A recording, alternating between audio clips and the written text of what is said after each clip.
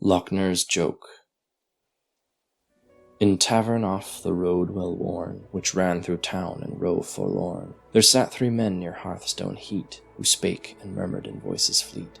Low their tones and words did rumble, betwixt their feet did breadcrumbs tumble. The topic of their speech though slurred, quickened ears which round them turned. As children played and rolled around, across the board in cobbled ground, the men conversed with rumour learned, round shadows come and fears returned.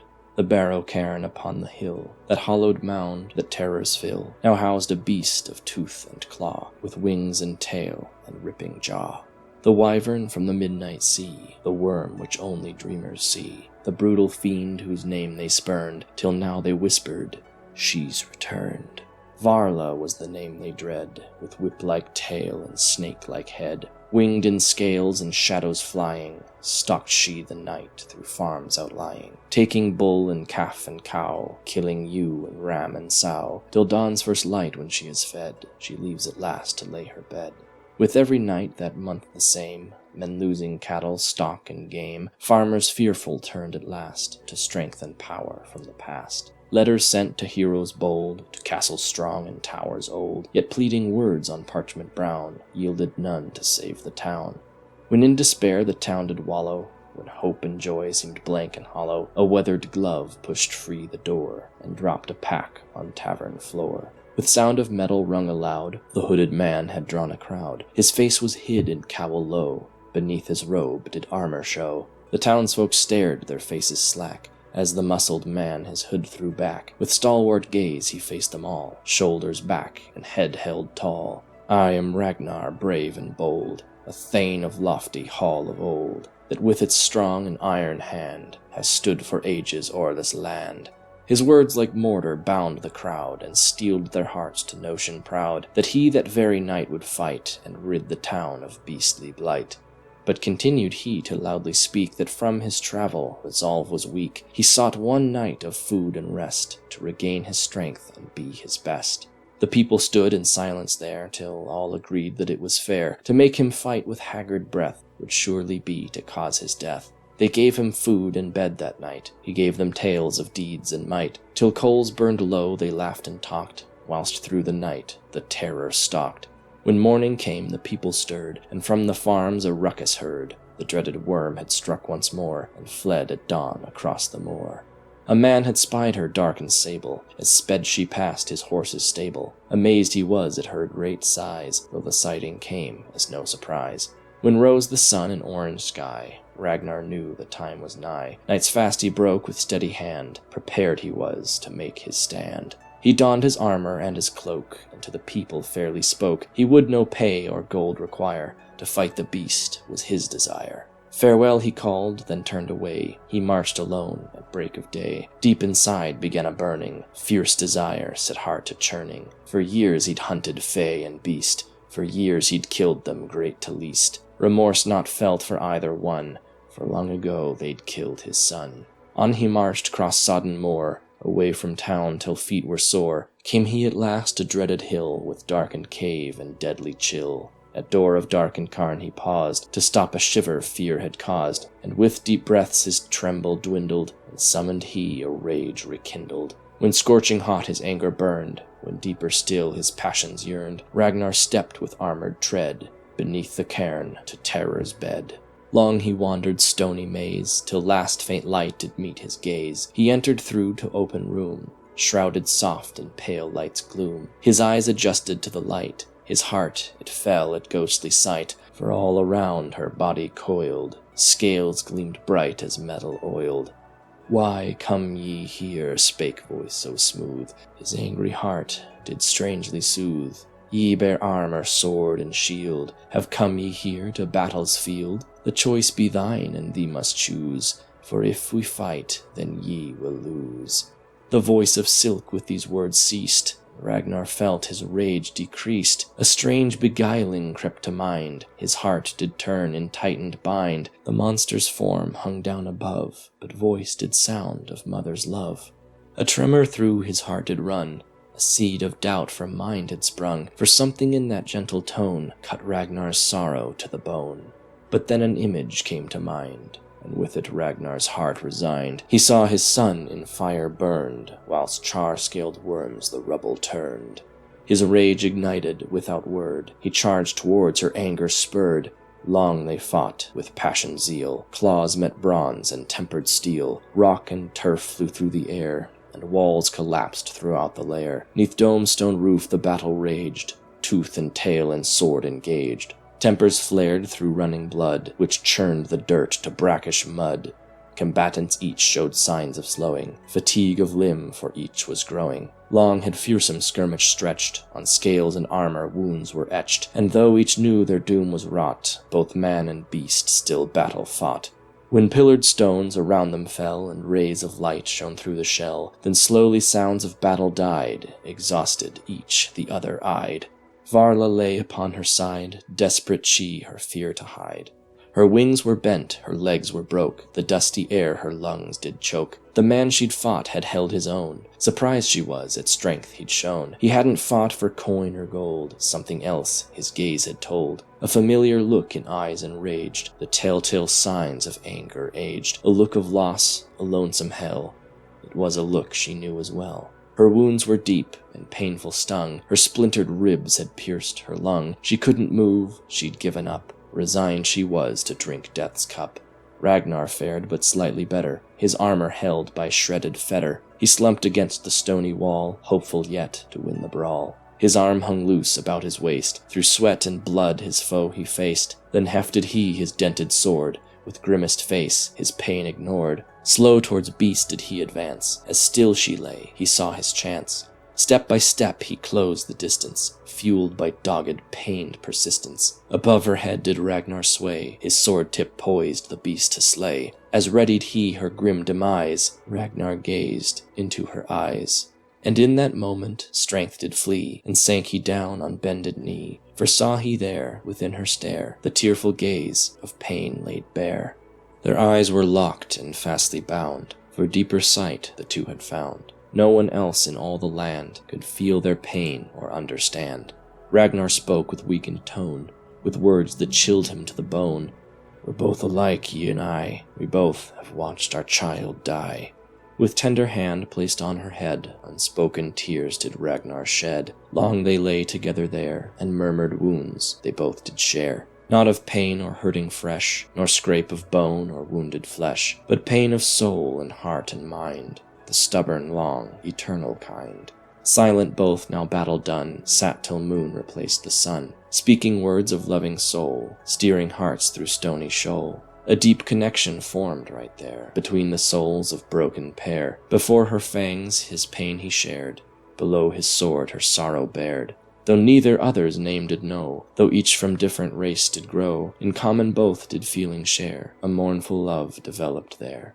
Their souls had touched on scattered ground, their hearts had met 'neath barrow mound. Their fates like rope were fastly wound, their lives became like shackles bound. Though their bodies broken lay, it was a worthy price to pay, for in their hearts the void was filled, as fast as bitter blood was spilled. On the other light was shone, towards the other a love had grown. Then the silence Varla broke, and to the man she gentle spoke.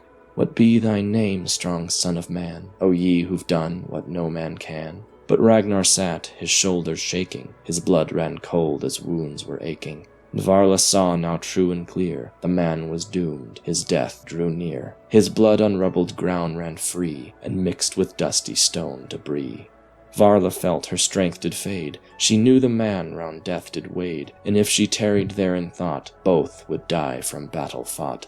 She gazed at Ragnar near her there, at saddened eyes and matted hair, the man who'd spared her though he'd won. Like her, the man had lost his son. And then with quick decision made, the beast her life for his did trade, and though she felt her fate was sealed, with her life his wounds she healed. When above the trees the dawn did break, and beasts of field and forest wake, Ragnar woke within the room, inside the broken, battered tomb. Beneath her leathered wing he lay, yet bathed in light of breaking day, and at his side the beast lay dead, her serpent's neck aside his head. As Ragnar saw what she had done, his tears sparked bright in morning sun. His pain of loss did swift return, and in his heart did anger burn. "Why treat me thus?" cried he aloud, to Ammer high and Emmer proud. "You robbed me first of home and son, and now you've taken everyone. I thought at last my loss would heal, instead I'm dealt this deathly deal, by ye who see yet know me not, nor care what pains thy plans have wrought." And to the sky his fists he shook, with any hope of peace forsook. But all the while his plight was seen by hooded man in cloak of green. The man had watched him from afar, he'd seen the fearsome duo spar. He'd watched him hunting far and wide, his eyes had seen when son had died. Beneath the hood hid stony smile, and eyes which told of vicious guile. Visage cruel marred handsome face, a common trait of Emmer race. Closer came the figure cloaked, as Ragnar on his sorrows choked, and stood before the mourning man, and with his silky voice began. "Why shed ye now such bitter tears, O man whose cries have reached my ears? Ye've won thy battle, bravely fought, ye've lived through wounds which most cannot." Slowly Ragnar trembling spoke, and told in full of painful yoke, of sorrows strong and sadness deep, and with his words began to weep. "I hear thy sadness loud and clear," spake hooded man, now leaning near. "I know the Ammer cruel can be, so why not hand thy heart to me? I am Loknr, old and fair, and Emmer high, who's heard thy prayer. I promise ye thy pain I'll take," said Emmer cool, with smile fake. Ragnar stood, then bowed his head, with subtle glance to Wyvern dead. "Is there some path I do not see? Thou'lt truly take this pain from me?" Loknr grinned. "Indeed I can. In fact, I have a graceful plan. All need I be aching heart, then freed be I to play my part." Ragnar paused but for a breath. His heart, it seemed, was done with death. Low his mournful voice did crack. "Take my heart, just bring her back."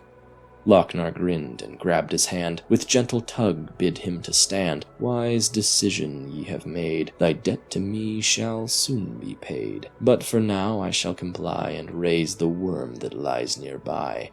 But does it good to bring back life to two hearts doomed to endless strife? For she is beast of deadly race, and thou art man of noble face. I know thy life she has just spared, but dost thou think ye can be paired?" Ragnar grimaced at the thought, but knew he well what he now sought. His heart had broken years ago, but found he had a way to grow.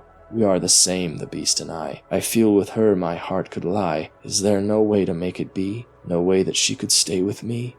The Emmer smiled and bowed his head. "I know one path ye still can tread. There is a pool in mountains far, in valleys low, 'neath shining star. If bathe ye in this magic pool, in waters clear and crystal cool, thy form will surely start to change, and bind ye fast with bodies strange. Alike to her ye shall become, the wind thy wings will fearsome drum. Together always ye shall be. Hurry now, I'll wait for thee."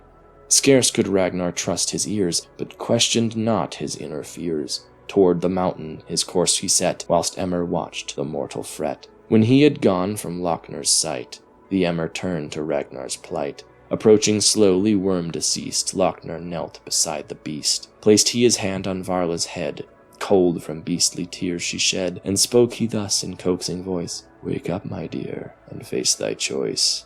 Beneath his hand did Varla stir, and Emmer's power did life confer. Soon she opened giant eyes, and to her feet did slowly rise. She looked around her as if dreaming, the pangs of death no longer screaming. At last she looked at Emmer near, wide grew her eyes with trembling fear. "Fiend!" she growled with naked fang, around the hollow her roaring rang. "What have ye done that I am here, and where is man laid with me near?" Loknr smiled and spoke so gently, speaking straight to grief intently. "Ye ask of Ragnar, brave and fair, the man who begged thy life to spare. Gone he is to soon return, glad he be that death ye spurn. But tell me this, O fearsome terror, O beast of night and deathly bearer, what have ye with mortal Thane? With him what joy can ye attain? He be a man of noble creed, and ye be beast of ghastly breed." Varla cowed before his face, before his cruel and handsome race. Already this her mind had thought, though only peace her heart had sought. She knew that there could never be a lasting joy for her to see. Is there a way to be together? A way perhaps our hearts to tether? Loknr smiled and spread his arms, employing all his wicked charms. I know a way that ye can find, that peace of heart, the lasting kind. I have power deep within me, power strong that stirs what can be. I can make thy form to change, giving up thy body strange. Alike to him ye then will be, together run and quick roam free. What say ye, worm of ugly sight? Shall ye take what's thine by right? Dost thou wish thy life to steer? A yes be all I need to hear. Agree for me to give to ye all a joyful life can be. Varla thought for but a breath. It seems her heart was done with death. And with a quiet whispered voice, she bowed her head and made her choice. Loknr wrought his magic writ, a fearsome spell in darkness knit, and as the magic root did take, Varla's form began to shake. Soon she stood there clean and smooth, no scales were seen, nor wings to soothe. Clothed she was in silken garment, fierce her form now laying dormant. Varla, worm of ghastly sight, now stood a maid of shining light. Her beauty shone as midnight star, her skin lacked boil, stain, or scar. As she perceived she was quite fair, by gazing into pool near there, her heart did turn from lonesome plots, and began to harbor human thoughts. Deep within her waking mind, there stirred a voice of female kind. Ye need him not, now he be gone, ye by thyself shall carry on. And all the while, far away, Ragnar did the wood survey. The jagged cliffs did him surround, along with pool he just had found. Pausing not his clothes to doff, Ragnar leapt to crystal trough. As soon as he the water touched, its magic through his body rushed. In him the change was fastly wrought, a stab of pain through body shot. Then from the pool he came again, his form now changed from that of men.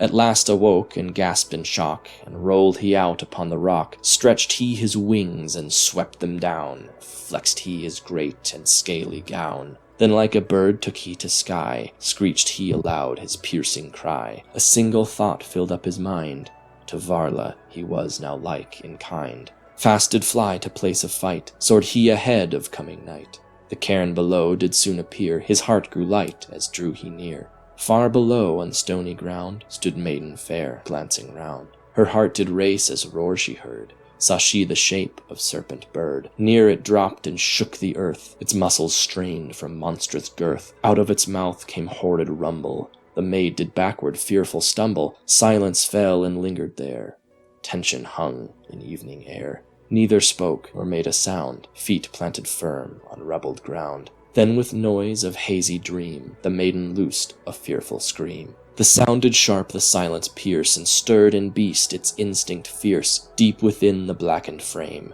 rose a wild urge untame. Its hunger sparked by maiden's fear, with gaping maw drew quickly near. Like a snake it forward sped, the maid in fear turned tail and fled. But quicker still was beastly worm, it seized with jaws and gripped her firm. The wyvern black shook back its head, the maid it tore till she was dead. In motion quick the beast did feed, maiden's blood fed primal need.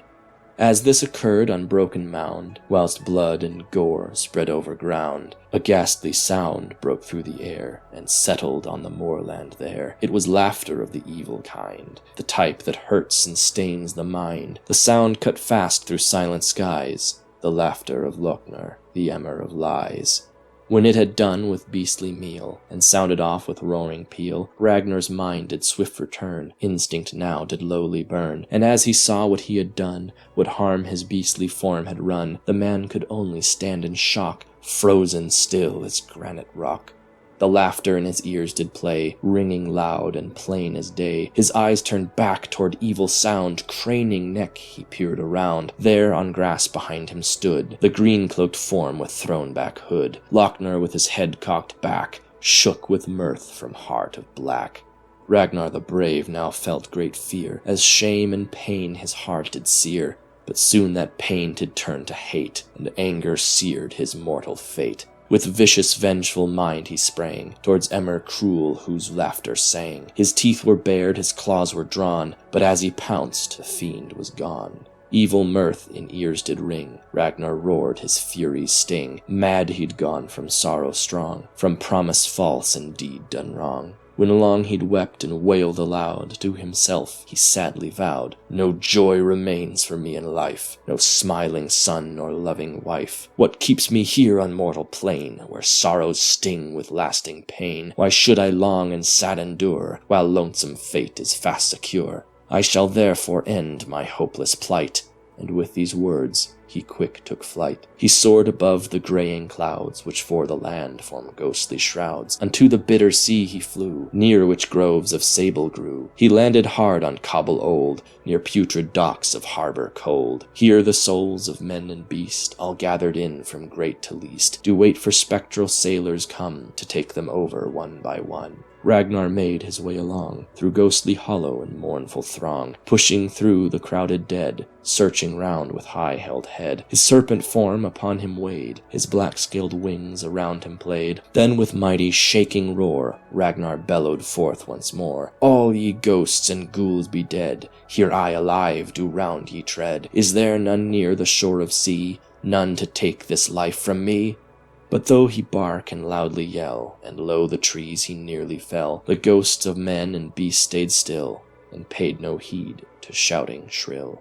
Hoarse his voice did soon become, from pleading words to spirits numb. Ragnar bent his wyvern head, and wished he there could quick be dead. His fragile heart bled forth anew, where sorrow mourned, despair now grew. His mind was crushed and soundly broke, on bitter tears did wyvern choke. But then a voice did clearly ring, above the dead did soundly sing. Its words cut straight to wyvern's ears, and roused up Ragnar from his tears. "O wretched worm, why are ye here? And why do dead cause ye no fear? Why have ye donned such horrid cape? And what is become thy human shape?" Ragnar stared up from the ground, above the ghosts that mingled round. His gaze at once found figure proud, standing there amongst the crowd.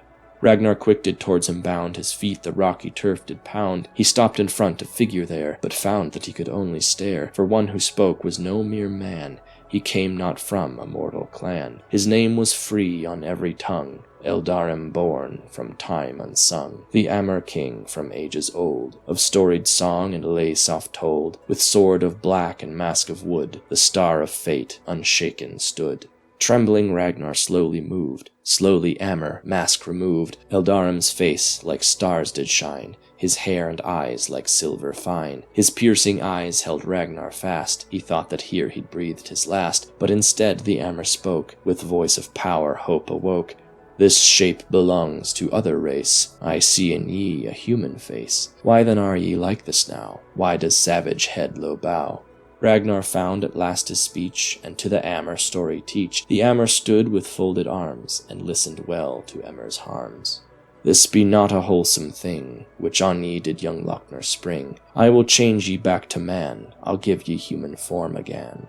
With arm outstretched and palm raised high, the Amur to the world did cry. He turned back magic old and strong, he with great words did right the wrong. Ragnar's shape did swiftly turn, with swimming head did stomach churn, but there he stood again made whole, again did arms and legs control. His human shape was there restored, and to his heart a hope now poured. A sudden thought his hope did greet, and threw him down at Amur's feet. With shaking hands gripped Amur's boot.